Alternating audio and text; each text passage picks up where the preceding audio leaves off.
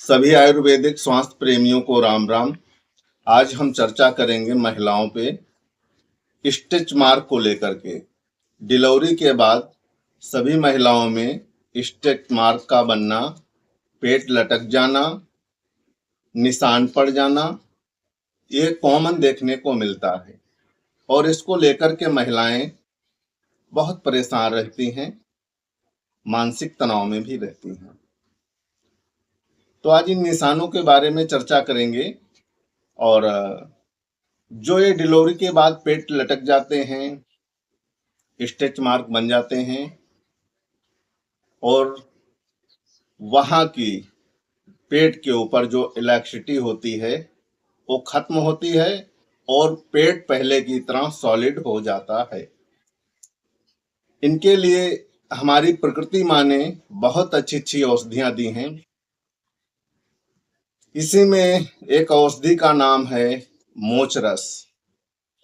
ये सेमल का पौधा होता है, इसमें गोंद निकलता है, उसको मोचरस कहते हैं, मोचरस के नाम से जाना जाता है। आपको किस भाषा में आता है, कहाँ से हैं आप, मगर इसका जो नाम मोचरस, कमरकस, कई नामों से जाना जाता है।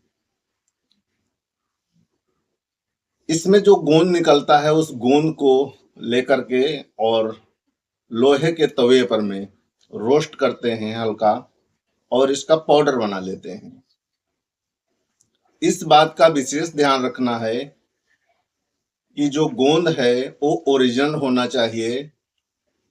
मार्केट में हमें कभी कभी नकली चीजें भी मिल जाती हैं, इस बात की सावधानी रखनी है कि असली ही होना चाहिए, तभी वो हमें रिजल्ट देगा। गोंद लेकर के उसको रोस्ट करते हैं, रोस्ट करने के बाद उसको पाउडर बना लेते हैं। 1 ग्राम की मात्रा में रात को सोते समय दूध में डाल करके इसका सेवन करते हैं। तो जो स्टिच मार्क, पेट का लटकना, डिलीवरी के बाद पेट के ऊपर निशान पड़ जाना, तो वहां पे जो लैक्सिटी होती है वो खत्म होती है और पेट पहले की तरह सॉलिड हो जाता है। नंबर दूसरी औषधि जो है, ये भी औषधि असली होनी चाहिए, इस बात का ध्यान रखना है। एरंड तेल कैस्टर ऑयल के नाम से जाना जाता है, ये प्योर होना चाहिए। मार्केट में ये भी हमें कभी कभी नकली मिल जाता है, इस बात का ध्यान रखना है।